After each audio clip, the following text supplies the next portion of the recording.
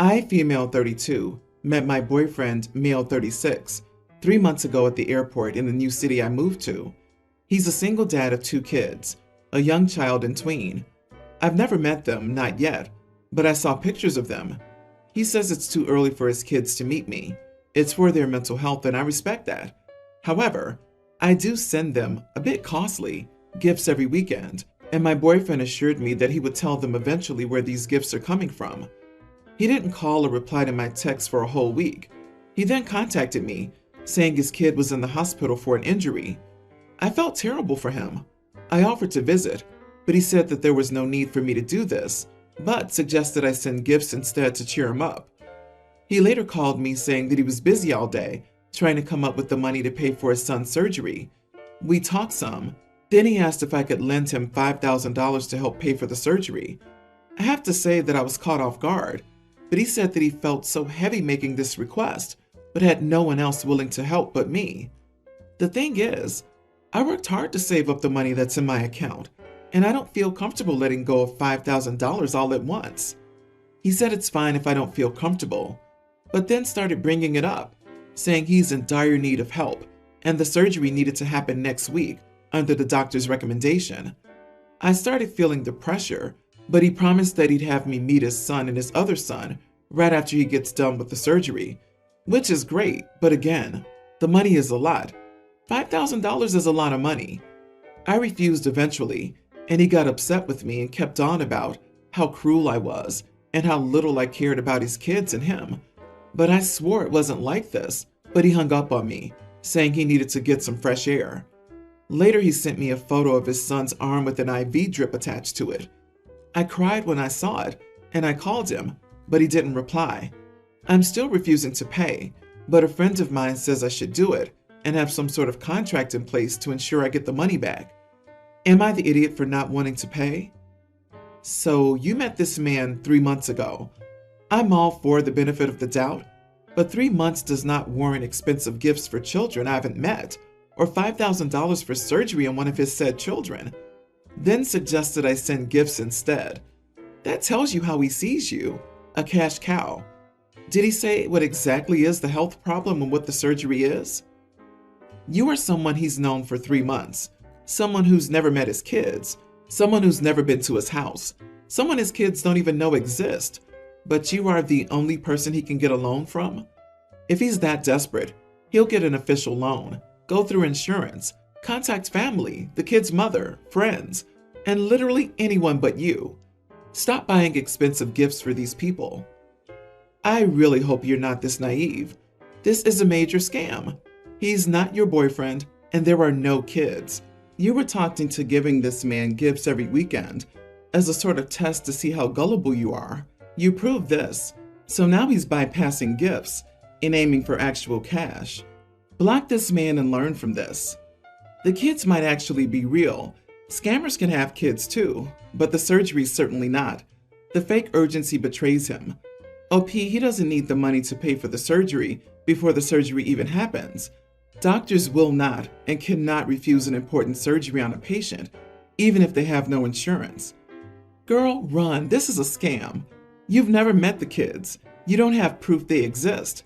He sent you a picture of an arm with an IV that could be anyone's. After you said no, he started emotionally blackmailing you. You're also sending gifts to these kids every week? This whole story is one red flag after another. You send them that money and you will never see it or him again. Update. I've seen his kid's arm picture. I'm pretty certain it's real, but I have been thinking of doing a surprise visit to the hospital or asking around to see if his story is valid. Still refusing to pay. Also, I already confirmed that he's a single dad. I did my own investigation, and it turned out that yes, he's a divorced single dad of 2. I have 3 daughters, Phoebe 19, Allie 18, and Janie teen. We also have a 2-year-old Chiweenie, Chihuahua wiener dog mix, Pebble. We were in the middle of a heat wave 2 weeks ago, with temperatures hitting 107. Small dogs are more sensitive to heat, so we don't let them go to the backyard for long periods of time, and the deck is off limits because there's no shade on the deck. The problem is, Pebble loves the deck because he can just watch the cars and people walking on the trail behind our house, and see our neighbor's chickens. Janie doesn't have first period and doesn't leave for school until 10 a few days a week. Both Allie and Phoebe leave between 9 and 9:30, so it's Janie's responsibility to make sure Pebble is inside, the fans are on, and he has water. 2 weeks ago, in the worst of the heat wave, Pebble was crying at the deck door. Janie got annoyed and let him go on the deck. Then she left for school and left him on the deck. Allie came home a few hours later and started looking for Pebble. She found him passed out on the deck and called me sobbing. I left work early and took him to the emergency vet. They treated him for heat stroke. He had to stay at the vet for a few days, and Allie was inconsolable while he was gone. She was constantly crying. She wouldn't eat or leave her room, and she had a panic attack every time the phone rang because she was terrified that the vet was telling us that Pebble was gone. Pebble made a full recovery, but now we have an expensive vet bill, and Allie still has extreme anxiety about losing Pebble. Janie's upset because Allie hasn't spoken to her since she forgot Pebble on the deck, and Phoebe rarely speaks to her and doesn't hang out with her anymore. Janie was upset about Pebble when he was in the vet, but now she's very nonchalant about what happened because he's fine. My husband and I have been talking about what to do with Janie. We decided on making her get a job to pay for Pebble's vet expenses, close to $2,000 after insurance. However, Janie's very upset about it because she has to quit the swim team to get a job and says we're ruining her life over a mistake. Now I'm starting to wonder if I'm the idiot for making her quit the swim team to get a job. Also, she can't get a job after swim season because soccer season starts right after swim season. Then after soccer season, she has softball season, and then summer training camps. We are ruining her life over a mistake that nearly killed a family member. Not the idiot. She knew the routine and knew better than to let the dog out on the deck in the first place. It doesn't matter how annoying he was. You don't gamble your dog's safety for some peace. Agree with you. I don't understand all the people saying it was a mistake and she learned from it. The mistake nearly killed an innocent life. Glad the dog turned out okay, but that is one heck of a mistake. The worst part is, she doesn't even feel bad about it now that the dog is okay. Nuh-uh, nothing about this is okay. Make her get a job and pay the bill. I'd even suggest keeping a very close eye around her and the dog from now on too. I gave it a lot of thought, and here's my judgment. Everyone's the idiot here. And here's why. Janie was upset over Pebble's time in the vet. No doubt she already felt guilty and was traumatized by her mistake. Her sisters are being super nasty about it, making things worse. And on top of that, you want to make her take an action that would adversely affect her academically? And yes, sports is a part of academics. Further, at 15, her job options and hours are super limited. It will 100% take her several months to repay you. So you would be taking months out of her life. So ground her. No hanging out with friends. If she gets an allowance, don't give her her allowance until the bill is paid off. Janie needs to have a punishment that's appropriate so that she learns from her mistake. Basically, my daughter got pregnant young, which was about 12 years ago. My wife and I pleaded with her to end it, but she wouldn't have it, insisting she would be a super mom and raise the child alone, which she has done a decent job at. To this day, she hasn't said who the father is, so no child support, and she manages to take care of her daughter. Now, we had Life Kickstart funds set up for both kids, pools of money that could be used for college, trade school, a down payment on a house if they managed to get a great job without school, and of course to help with any grandkids that came along if they had them early, so they wouldn't have to struggle to afford daycare while working to support the family. Obviously, my daughter used hers on her child. My son did trade school and is now an electrician. My son owns a house, is married, and has his act together. My daughter isn't doing bad. She makes all her bills and rents a nice house, but her quality of life isn't as good as her brother's, in her own words. Being a single mom has also made dating hard for her. Lately, she's been complaining more and more to us about how it's not fair how life turned out, that someone as lazy as her brother, an adult that still watches cartoons and plays video games. She sees something wrong with that. I don't. Has a spouse and a house and an easy life, while someone who's been working since 16 like her does not. And while I do feel bad for her, she made her choices, and I'm fed up with listening to her complain. I've told her as much. She and her mom are mad at me now, saying I'm being a misogynistic pig idiot. Am I? Not the idiot. She decided to keep the baby. There was nobody to blame but herself. I don't particularly appreciate how she talks down to her brother, who she calls lazy, and downplays the work needed to complete a trade school and work as an electrician. LMAO. Imagine the lack of self-awareness it takes to say playing video games as an employed adult is a wrong decision, while simultaneously wondering without sarcasm why becoming a single-teen mom hasn't yielded better results. OP's got one bright kid and another kid. I don't see what's misogynistic about that, unless it's just how you worded it when you told her you're fed up with hearing her complain. But all you did was tell her a harsh truth. Assuming you gave your daughter and son the same amount of funds, you gave them both equal and fair amounts. The only reason their lives are so different is that she chose to have a kid. Maybe you were a bit harsh, but sometimes a harsh truth is necessary. I had a kid at 16, worked my butt off and graduated. Sometimes had to work 2 jobs. I never blamed anyone else for my situation either. She decided to have the kid. I'm now 39 and my kid is 22. She sounds like she's jealous and the lazy one. She could have made different life decisions. She could have worked harder. If she's concerned about finances, why doesn't she look into child support from her child's father? At least it would make the child's life easier. Since she's chosen not to do that, she shouldn't complain about her lifestyle. One of her exes came from a loaded family. I've long assumed he was probably the dad, the way she acts. It's not like he wouldn't have money to fight tooth and nail to get custody if he wanted. She's worried he'd file for full custody if he found out, so she won't tell us because she doesn't want it to get out. Background. My mom has me, teen female, and my brothers Nico, nearly adult, and Shay, 18, with our dad. He died on my 5th birthday suddenly. Mom was young and had the 3 of us, and she ended up meeting our stepdad less than a year later. I think it was about 2 years after my dad died that she introduced him to us as her boyfriend, and they married fast after that.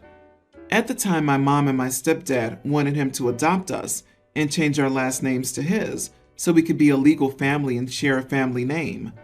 We had said no, but they went through the process for the adoption, and when it came time for court, the judge took us aside, and we spoke to him and expressed that we did not want to be adopted or to have our last name changed. It's not something I remember the best because at the time I was really upset, but the judge turned down the adoption request and the change of name request. My grandma said the judge told my mom and stepdad that he didn't want to leave us feeling even more robbed of our dad by illegally taking away his name and his ties to us. After all that, my stepdad tried so hard to get us to start calling him Dad. He always called us his kids, his daughters/sons, etc. But he made for a real emphasis on how much he wanted to be our dad and how he wanted to feel us accept him in that kind of way. Mom would sit and tell us how we were blessed to have 2 dads, one in heaven who looked down on us and one who was with us on earth and could raise us and be the parent we needed. She said embracing him as our dad would be such a positive thing. My brothers and I never did call him Dad. Mom had more kids with our stepdad, who called him Dad, but it was always a problem that we didn't. My oldest brother graduated last year, and he moved out soon after. He graduated early and some things went down, resulting in Mom and stepdad bringing Nico and me to therapy with them. 4 weeks ago, during therapy, my mom and stepdad brought up how tired he is at feeling like he's raised us for nothing because we never show him the love he believes he deserves, and we don't show him the respect he wants by denying him the title of dad. They said he's very close to leaving, so Mom asked if either of us would consider trying to be more open to the idea and would at least refer to him as a dad to others even if we don't call him Dad to his face. I said I would never be okay with it. My brother said the same. Mom cried and my stepdad, well, I think that was a breaking point for him. It feels like their marriage is all but over, and deep down I know they blame my brothers and me. I hate seeing my mom so upset. My stepdad can't hide the fact he's angry with us over it. Am I the idiot? Not the idiot. They tried to force the adoption down your throats when none of you wanted it, and now he says this is a deal breaker for the marriage? If that's true, he never really wanted a marriage. He just wanted to be a dad. Which, considering they had kids together, he is. And if he's considering leaving because his stepchildren aren't calling him dad, well, he has real children who do. I don't know, he seems weird. You shouldn't raise kids for gratitude or reward. Instead, you should do it because it's the right thing to do. Exactly. Also, I guess other things are going on with the marriage. OP, they try to blame you and your brother. Your mom and your stepdad have serious issues in their marriage, and their emotional manipulation to receive gratification by your submission is just wrong and borderline abusive. I'm so sorry you've gone through that. None of that is your fault, OP. I have an old friend, Hannah, who became friends with my girlfriend, Ellie, too. Hannah has a husband who's a great guy, but is a doormat and does whatever Hannah wants. Hannah and Ellie have been hanging out together more and more recently, and they picked up the habit of Ellie talking about something about us and me. Hannah telling her how great her husband always does whatever she wants and enables her bad habits. Then Ellie coming home and picking a fight with me because I'm not like Hannah's husband. It's often about finances and irresponsible spending. For example, Ellie wants to buy herself a bicycle despite never cycling, and complaining whenever we rent her a bike and go for a ride together. She, of course, wants to use our shared savings for that, so I said no. Hannah also wants a new expensive bicycle, despite already having a good bike. So Ellie came home telling me Hannah's husband is so supportive and wants to buy her the bike for her birthday. I'm sick of Hannah constantly making our relationship her business, and finally had enough after this bicycle incident. So I blew up on Hannah and told her to stop inserting herself into our relationship and talking about her enabling doormat husband like the gold standard for men. Hannah told me that she never says anything bad about me or our relationship to Ellie. She talks about her own relationship, and it's my fault if that makes Ellie realize that her standards are too low and that I'm too controlling. So instead of blaming her, I should look inwards and listen to Ellie's problems.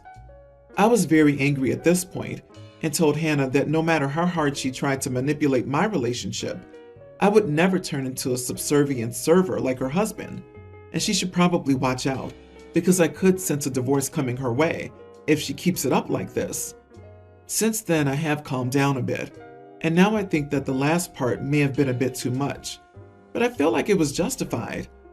Hannah's not talking to me, and I wonder which one of us owes the other an apology. Am I the idiot? You are the idiot. First, you come off as super controlling. Second, your girlfriend is her own person and should be able to talk to whomever she wants about whatever she wants without you becoming insecure. Third, it comes off like your girlfriend has needs that aren't being met and you're unwilling to meet them. Fourth, you come off like you don't see your partner as an equal. You see her as beneath you. Honestly, I wouldn't be surprised if your girlfriend eventually left you. I get the feeling that OP's definition of doormat might be closer to a lot of our definitions of a supportive partner. Neither my husband nor I are doormats, but we are generally supportive of what the other wants to do, especially if whatever has no real impact on the other. But oh, she never cycles, except he rents her a bike when they go on rides. It's weird you keep thinking a loving, generous marriage marks the husband as subservient. Hannah did nothing wrong. She just talked about her relationship, and your outburst proves her point about you being too controlling. Because instead of communicating with your partner about your shared expectations regarding relationships, you decided to control the inputs she gets from her surroundings.